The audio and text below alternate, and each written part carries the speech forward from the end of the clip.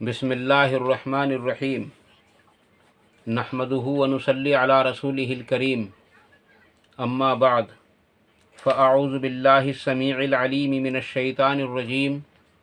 بسم اللہ الرحمن الرحیم قال اللہ تبارک و تعالی فی کتاب الکریم ان اللہ وملائکتہ یصلون علی النبی یا ایہا الذین آمنوا صلوا علیہ وسلموا تسلیما اللہم صلی علی محمد وعلی آل محمد کما صلیت علی ابراہیم وعلی آل ابراہیم انک حمید مجید اللہم بارک علی محمد وعلی آل محمد کما بارکت علی ابراہیم وعلی آل ابراہیم انک حمید مجید رب اشرح لی صدری ویسر لی امری واحلل عقدۃ من لسانی یفقہوا قولی ربنا آتنا فی الدنیا حسنۃ وفی الآخرۃ حسنۃ وقینا عذاب النار ربنا آتنا من لدنک رحمۃ وہیئ لنا من امرنا رشدا لا الہ الا انت سبحانک انی کنت من الظالمین حسبنا اللہ ونعم الوکیل یا حی یا قیوم برحمتک استغیث۔ گزشتہ ویڈیو میں نے کئی ایک احادیث جو رمضان المبارک کے روزے کی فضیلت کے بارے میں پیش کی تھیں، وہ متعدد کتابوں سے اور متعدد الفاظ کے ساتھ اگر اس حدیث کو ان تمام احادیث کو دیکھا جائے تو وہ ایک ہی حدیث تھی، اور آج بھی حدیث وہی ہے جو اب سے پہلے پیش کی گئی تھیں۔ عزیز دوستو، الفاظ کے چناؤ میں تھوڑا سا فرق ہے، اور ہر حدیث میں ہر ایک حدیث کے اندر الفاظ کے چناؤ میں تھوڑا بہت فرق پڑتا ہے۔ اس حدیث کے راوی بھی حضرت ابو ہریرہ رضی اللہ عنہ ہیں۔ فرماتے ہیں کہ جناب نبی اکرم صلی اللہ علیہ وسلم نے ارشاد فرمایا کہ جیسے ہی رمضان کی پہلی تاریخ ہوتی ہے، یا آپ نے فرمایا جیسے ہی رمضان کا چاند نظر آتا ہے، ٹھیک اسی وقت جہنم کے تمام دروازوں کو بند کر دیا جاتا ہے۔ یعنی سب سے پہلی بات تو آپ نے فرمایا کہ تمام تر شیاطین کو قید کر دیا جاتا ہے، تمام سرکش شیاطین اور تمام سرکش جنات کو قید کر دیا جاتا ہے، اور دوسرے فرمایا جہنم کے دروازوں کو بند کر دیا جاتا ہے، یہاں تک کہ جہنم کے دروازوں میں سے ایک دروازہ بھی کھلا ہوا نہیں رہتا۔ عزیز دوستو، واضح رہے کہ جہنم کے 7 دروازے ہیں، اور وہ ساتوں کے ساتوں جو ہے بند ہو جاتے ہیں، لیکن یہاں ایک بات کا ضرور دھیان رکھ رہے کہ اللہ تبارک و تعالیٰ نے جن لوگوں کے لیے جہنم کے دروازوں کو بند کیا ہے، وہ وہی لوگ ہیں جو رمضان المبارک کے روزے کی پابندی کرتے ہیں، اور اس مہینے کا ادب اور احترام پورے طریقے سے کرتے ہیں۔ انہی لوگوں کے لیے جہنم کے دروازے بند ہو جاتے ہیں۔ اور تیسری بات کے بارے میں فرمایا، یعنی پہلی تو فرمایا کہ سرکش شیاطین اور تمام جنات سرکشی پھیلانے والے وہ جو ہے قید کر دیے جاتے ہیں زنجیروں کے ذریعے، اور دوسرے جہنم کے تمام دروازوں کو بند کر دیا جاتا ہے، یہاں تک کہ ان میں سے ایک بھی کھلا ہوا نہیں رہتا۔ اور تیسرے فرمایا اللہ کے نبی صلی اللہ علیہ وسلم نے کہ جنت کے دروازوں کو کھول دیا جاتا ہے، اور تمام تر جنت کے دروازوں کو کھول دیا جاتا ہے، اور ان میں سے ایک دروازہ بھی جنت کا بند نہیں رہتا۔ عزیز دوستو، واضح رہے جیسا کہ حدیث کی کتابوں سے پتہ چلتا ہے، نبی اکرم صلی اللہ علیہ وسلم کی متعدد احادیث کے ذریعے پتہ چلتا ہے کہ جہنم کے 7 دروازے ہیں۔ اسی طریقے سے ایک حدیث سے پتہ یہ چلتا ہے کہ جنت کے 8 دروازے ہیں۔ نبی اکرم صلی اللہ علیہ وسلم نے ایک موقع پر ارشاد فرمایا، جہاں سے یہ 8 دروازے جنت کے جو ہے ثابت ہوتے ہیں، وہ کون سی حدیث ہے؟ فرمایا جب آدمی وضو کرتا ہے اور اچھی طرح وضو کرتا ہے، اور وضو کے بعد تیسرا کلمہ پڑھتا ہے، اور ایک دعا ہے مختصر سی، اس دعا کا جو ہے मौजू नहीं है इसलिए मैं उस दुआ को स्किप करके बतला रहा हूँ। उस दुआ को पढ़ता है तो अल्लाह तबारक व तआला उसके लिए जन्नत के 8 दरवाजे खोल देता है। वो जिस दरवाजे से चाहे वो उसके अंदर दाखिल हो जाए। ये वज़ू की फजीलत है। इसलिए हम कहते हैं कि वज़ू जो है वो अल्लाह की एक अहम इबादत है। और वज़ू जो है अल्लाह तबारक व तआला ने वज़ू के बग़ैर नमाज को जो है मकबूल ना करने का ऐलान किया हुआ है। नबी अकरम सल्लल्लाहु अलैहि वसल्लम ने मुतअद्दिद अहदीस के अंदर इरशाद फरमाया कि वज़ू नमाज की कुंजी है और नमाज से पहले वज़ू करने का अल्लाह तबारक तआला ने कुरान करीम के अंदर हुक्म दिया है कि ए ईमान वालो, जब तुम नमाज पढ़ा करो तो अपने चेहरे को और अपने हाथों को कोहनियों तक और सर का मसा भी कर लिया करो और टखनों तक अपने पैरों को भी धो लिया करो। इसी से वज़ू के 4 फ़र्ज साबित होते हैं। अजीज़ दोस्तों, इस हदीस से पता चला कि जन्नत के 8 दरवाजे हैं। और इस दूसरी हदीस से जो मैं रमज़ान की फजीलत के बारे में आपके सामने पेश कर रहा हूँ, इस हदीस से पता चला कि 8 दरवाजे रमज़ान का चाँद देखते ही खुल जाते हैं और एक दरवाज़ा भी बंद नहीं रहता। हालांकि हर रोज़ हर ईमान वाले के लिए, हर मोमिन के लिए, हर नमाजी के लिए जब भी वो वज़ू करता है और एहतमाम के साथ वज़ू करता है और सुन्नतों की रियायत करते हुए वज़ू करता है और वज़ू के बाद की दुआएं जो वारिद हैं उन दुआओं को पढ़ता है, तो अल्लाह के नबी सल्लल्लाहु अलैहि वसल्लम फरमा रहे हैं कि उसके लिए भी जन्नत के 8 दरवाजे खोल दिए जाते हैं। और एक चीज़ और बतला दूँ, बुखारी शरीफ के अंदर कई एक हदीसें हैं जिसमें नबी अकरम सल्लल्लाहु अलैहि वसल्लम ने इरशाद फरमाया कि जन्नत के दरवाज़ों में से एक दरवाजे का नाम है रैयान। एक दरवाजे का नाम है रैयान और वो सिर्फ रोज़ेदारों के लिए खोला जाएगा। वो सिर्फ रोज़ेदारोरों के लिए खोला जाएगा और कोई उस दरवाजे से दाखिल नहीं हो सकता सिवाय रोज़ेदार के। और भी इसी तरीके से कई एक अहादीस हैं। अल्लाह के नबी सल्लल्लाहु अलैहि वसल्लम ने इरशाद फरमाया कि अल्लाह ताला फरमाता है कि रोज़ा ख़ास मेरे लिए है और मैं ही इसका बदला दूंगा। इसकी हदीस भी इंशाअल्लाह ताला ये मुस्तकिल हदीस आपके सामने पेश कर दी जाएगी 1 या 2 रोज़ के अंदर ही। तो अज़ीज़ दोस्तों, अल्लाह के नबी सल्लल्लाहु अलैहि वसल्लम ने इरशाद फरमाया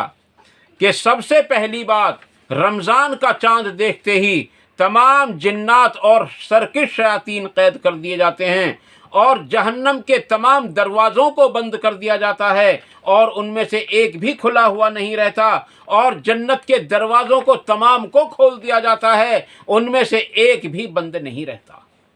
ये 3 फजीलतें मैंने आपके सामने कई हदीसों के अंदर बयान कर दी। अब जो इससे आगे की फजीलत बयान करना है मुझको, ये 4 फजीलतें बयान कर दी मैंने। अब जो 5वीं चीज़ है, अल्लाह के नबी सल्लल्लाहु अलैहि वसल्लम इरशाद फरमा रहे हैं कि हर रात एक ऐलान करने वाला, एक पुकारने वाला पुकारता है, ए शर के तालिब, यानी ए बुराई करने वाले रुक जा और पीछे हट जा। ए बुराई करने वाले रुक जा और पीछे हट जा। और इसके बाद फिर ऐलान करता है दूसरा कि ए खैर के तालिब और नेक काम करने वाले आगे बढ़ और अल्लाह तबारक व तआला की राह में उसको खुश करने की मुकम्मल कोशिश कर। शायद हो सकता है कि तू उन लोगों में से हो जिनके लिए अल्लाह तबारक व तआला ने जन्नत का फ़ैसला कर रखा है। अज़ीज़ दोस्तों, ये हदीस मैंने आपके सामने पेश कर दी है और अगर किसी को इस हदीस में कोई शक व शुबे वाली बात हो तो मैं इस हदीस का हवाला भी आपके सामने कभी भी जब आप चाहेंगे मैं आपके सामने पेश कर सकता हूँ। अज़ीज़ दोस्तों, इस हदीस के अंदर 5 फजीलतें अल्लाह के नबी सल्लल्लाहु अलैहि वसल्लम ने रोज़ेदारों के लिए इरशाद फरमाई।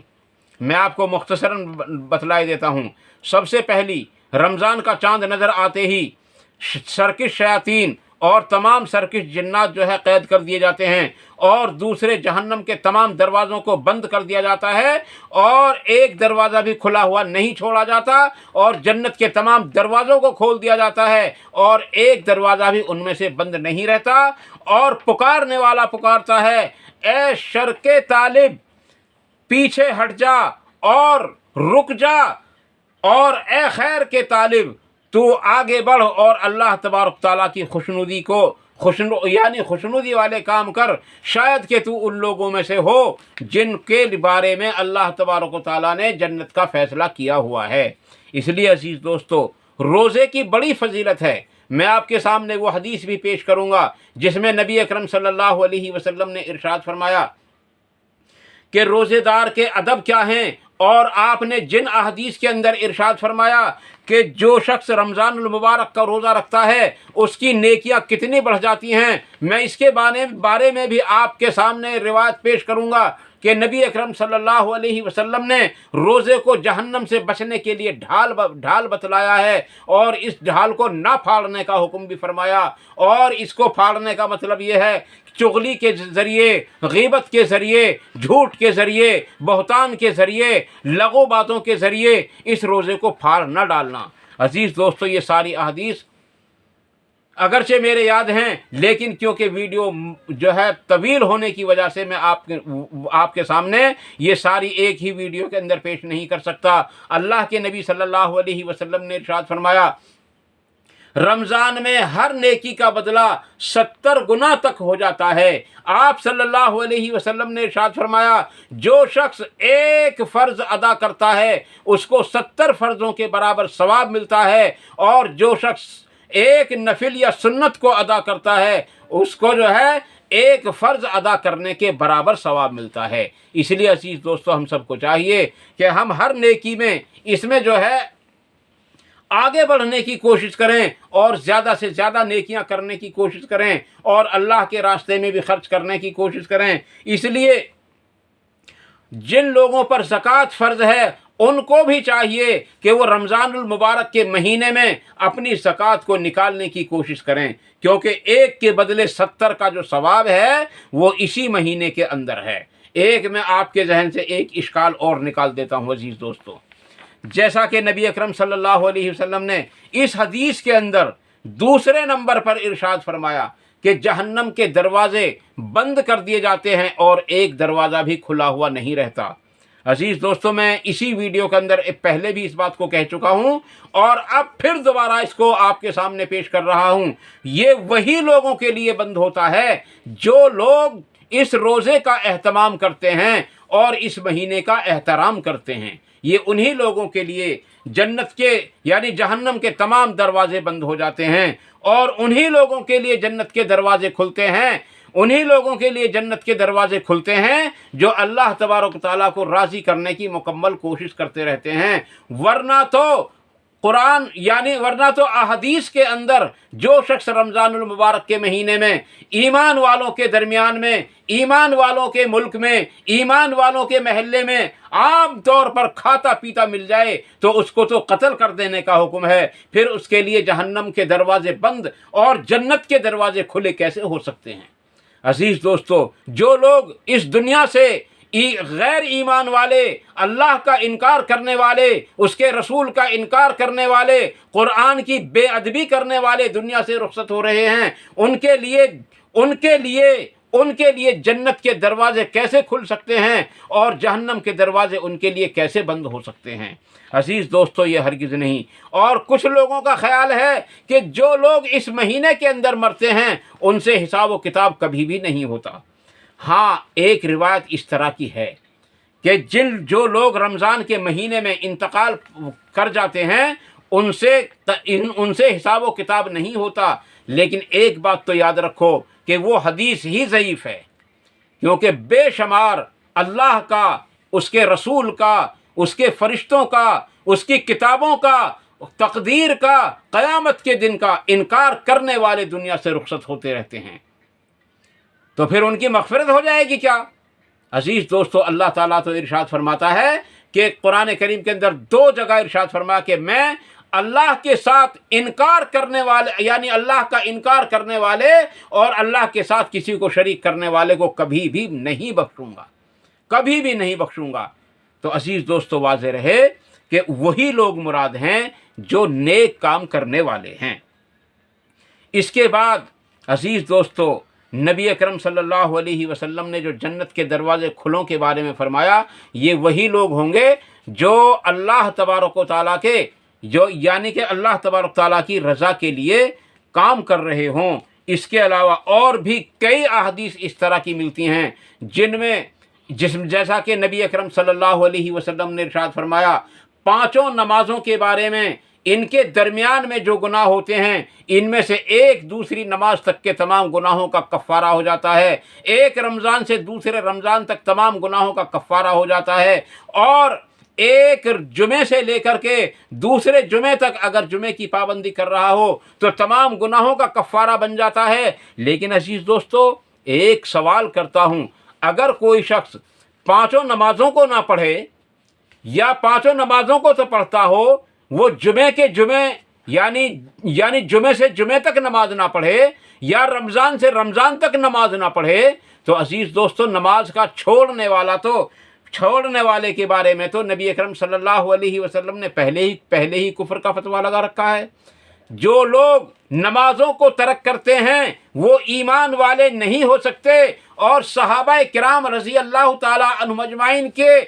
اجمعین کے اندر جو بات تھی وہ یہی پائی جاتی تھی کہ وہ کسی کو اللہ کا انکار کرنے والا نہیں کہتے تھے سوائے اس کے جو نمازوں کو ترک کرتا ہو، اس کے سوا۔ اور اللہ تبارک تعالیٰ نے قرآن کریم کے اندر ارشاد فرمایا کہ لوگوں نمازوں کی پابندی کرتے رہنا اور ان کو ترک نہ کرنا اور مشرکوں میں سے نہ ہو جانا۔ ان تمام باتوں سے پتہ یہ چلتا ہے نماز نہ پڑھنے والا ایمان والا ہو ہی نہیں سکتا، نمازوں کو ترک کرنے والا ایمان والا ہو ہی نہیں سکتا۔ تو واضح رہے جنت کے دروازے کھلتے ہیں ایمان والوں کے لیے، جہنم کے دروازے بند ہوتے ہیں ایمان والوں کے لیے، اور برائیوں سے بچنے والوں کے لیے شیاطین قید کر دیے جاتے ہیں، اور جو لوگ بھلائی کی طرف راغب ہیں ان کے لیے جو ہے شیاطین کو قید کر دیا جاتا ہے، اور انہی کے لیے جنت کے دروازے بھی کھولے جاتے ہیں۔ عزیز دوستو ان تمام باتوں کو مد نظر رکھتے ہوئے ایک بات اور میں آپ کے سامنے پیش کیے دیتا ہوں۔ بالفرض یہ حدیث اگر صحیح بھی ہو، جیسا حالانکہ میں نے آپ کو بتلا دیا یہ حدیث ضعیف ہے کہ نبی اکرم صلی اللہ علیہ وسلم سے یہ حدیث ثابت نہیں ہے، اور اگر ہے بھی تو وہ ضعیف ہے، ممکن ہے نہ ہو۔ عزیز دوستو واضح رہے اگر یہ حدیث صحیح بھی ہوگی تو پھر اللہ تبارک و تعالیٰ کے وہ تمام اقوال جو ہیں جن میں اللہ تبارک و تعالیٰ نے غیر ایمان والوں کے لیے وعیدیں پیش کی ہیں وہ تمام کی تمام رد ہو جائیں گی۔ اس لیے عزیز دوستو ایسا نہیں ہے، بلکہ اصل یہی ہے کہ جو لوگ اللہ پر اور اس کے رسول پر ایمان رکھتے ہیں اور ان کی پہچان ہی یہ ہے کہ وہ نمازوں کے پابند ہوتے ہیں اور رمضان المبارک کا ادب اور احترام کرتے ہیں، زکوٰۃ ادا کرتے ہیں اور حج بیت اللہ بھی کرتے ہیں، اور اللہ کا اور اس کے رسول کا اللہ کے ایک ہونے اور محمد صلی اللہ علیہ وسلم کے رسول ہونے کا دعویٰ بھی کرتے ہیں، جب تک یہ پانچوں چیزیں اکٹھی نہ ہو جائیں، جب تک یہ پانچوں چیزیں جمع نہ ہو جائیں کسی آدمی کے اندر، اس وقت تک وہ ایمان والا ہو ہی نہیں سکتا۔ جیسا کہ آپ نے فرمایا یہ 5 ارکان ہیں ایمان کو قائم کرنے کے لیے، تو اگر کوئی ایک چیز کو ترک کر دے تو اس کی عمارت گر جائے گی۔ عزیز دوستو بالکل صحیح بات ہے کہ اگر ان 5 کاموں کے اندر میں سے کلمہ، نماز، زکوٰۃ، حج اور روزہ، ان 5 چیزوں کے اندر سے اگر ایک چیز کے اندر بھی کمی ہوگی تو آپ مجھے بتاؤ جس گاڑی کے اندر جو گاڑی 2 پہیوں پر چل رہی ہو اس گاڑی کے اندر ایک گاڑی میں پنچر کر کے دیکھو، اور اگر کوئی گاڑی 3 پہیوں پر چل رہی ہو اس میں ایک میں پنچر کر کے دیکھو، اگر کوئی 4 پر چل رہی ہو اس میں سے ایک پر جو ہے پنچر کر کے دیکھو، کیا وہ 2 پہیوں پر چلنے والی جو ہے ایک پہیے پر چل جائے گی؟ یا 3 پہیوں پر چلنے والی 2 پر چل جائے گی یا 4 پر چلنے والی 3 پر چل جائے گی، یہاں تک کہ اگر 10 ٹائرہ بھی ہو، اگرچہ 20 ٹائرہ بھی ہو، اس کے اندر ایک پہیے کے اندر بھی اگر پنچر ہو جائے گا تو گاڑی وہیں کھڑی ہو جائے گی اور کھڑی کرنا پڑے گی۔ عزیز دوستو، اسی طریقے سے یہ جو ایمان ہے، یہ جو اسلام ہے، اس کو اللہ تبارک و تعالیٰ نے اور اس کے نبی صلی اللہ علیہ وسلم نے 5 چیزوں پر قائم فرمایا ہے۔ اگر اس میں سے ایک چیز کو بھی اگر نکال دیا تو عزیز دوستو یہ قائم نہیں رہ سکتی۔ لیکن کلمہ طیبہ لا الہ الا اللہ محمد الرسول اللہ میں تو کسی کے لیے کوئی گنجائش ہی نہیں، دوسرے نماز کے اندر بھی کسی کے لیے کوئی گنجائش نہیں۔ البتہ جو زکوٰۃ ہے، البتہ جو حج ہے، ان کے لیے مالدار ہونا شرط ہے، اور روزے کے لیے تندرست اور جو ہے مقیم ہونا بھی شرط ہے۔ اس لیے عزیز دوستو، ہم سب کو چاہیے کہ ہم رمضان المبارک کے روزے کا اہتمام کریں۔ میں انشاءاللہ تعالیٰ کل کو ایک دوسری حدیث آپ کے سامنے پیش کروں گا، بالکل نئے طریقے سے۔ اللہ تبارک تعالیٰ سے دعا ہے کہ وہ ہم سب کو ان مختصر سی باتوں پر عمل کرنے کی توفیق عطا فرمائے، اور اللہ تعالیٰ سے دعا ہے کہ وہ ہم سب کو